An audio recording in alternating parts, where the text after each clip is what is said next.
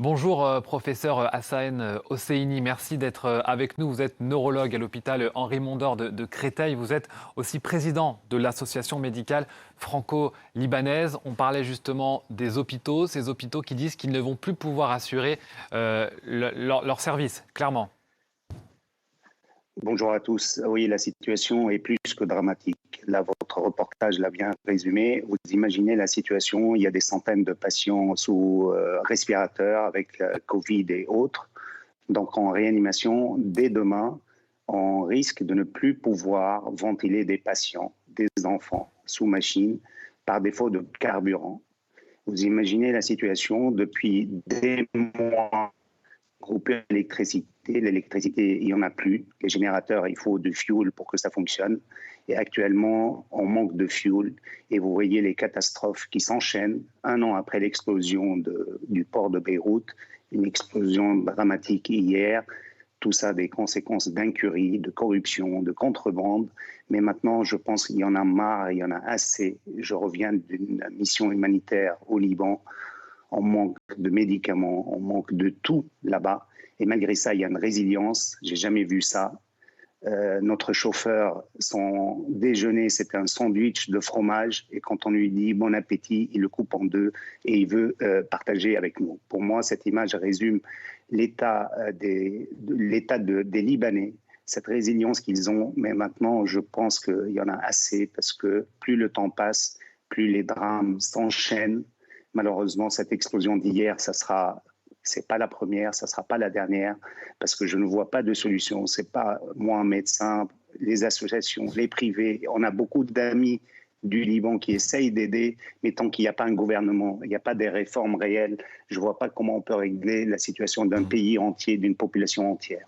Mais comment on l'explique? Comment on en est arrivé là, à ces pénuries de carburant qui, on l'a bien compris, ont des conséquences sur toute la vie quotidienne des Libanais? Ben, malheureusement, la conséquence est brutale, mais la situation se dégrade depuis maintenant 2 ans, depuis octobre 2019. Nous avons alarmé, nous avons dit ce pays, il va vers une faillite. Ça fait 2 ans. 2 ans que la livre libanaise ne fait que perdre de sa valeur. Elle a perdu plus de 90-95% de sa valeur. Vous imaginez votre salaire coupé par 10. Les gens étaient payés 1 500 € par mois, ils se retrouvent avec 150 € et pour acheter un paquet de médicaments, c'est 50 € la boîte. Donc cette situation, elle n'est pas née hier, ça fait des mois et des mois. Et il y a une incurie, il y a des problèmes politiques qu'on ne va pas régler en quelques minutes sur votre antenne, mais tout ça, ça s'est accumulé jusqu'à cette catastrophe sanitaire, et plus que sanitaire, parce que c'est la vie quotidienne. J'ai des amis, j'ai de la famille là-bas, des heures pour faire un plein d'essence, pour aller acheter un médicament qui n'est pas là. On n'a plus de frigo, il n'y a plus de climatiseur. Et dès demain, le plus grand hôpital universitaire de Beyrouth et le plus ancien qui a connu des guerres et des guerres n'a jamais dit demain, je ne peux plus ventiler 40 patients sous ventilateur. Et dans la semaine, il y a des centaines de patients qui ont besoin de dialyse. Je n'ai plus les machines. Je ne peux plus assurer la survie de ces patients et de ces enfants-là. On n'a jamais vu ça au Liban. Du jamais vu. Juste en un mot rapidement, s'il vous plaît, Hassan Hosseini, vous parliez de la résilience, mais en même temps du ras-le-bol. Est-ce qu'il y a des signes qui montrent que quand même les choses peuvent changer?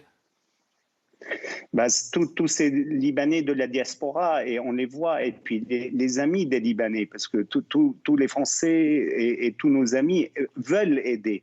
Mais maintenant, je pense que le rôle individuel, associatif, n'est plus suffisant. Là, il faut des pressions politiques. On a entendu de sanctions, mais on ne voit pas des actes, et il faut qu'on y arrive. Merci beaucoup, Hassan Je Hosseini, vous en président prie. de l'association médicale franco-libanaise, d'avoir été notre invité sur BFM TV dans le Live Weekend.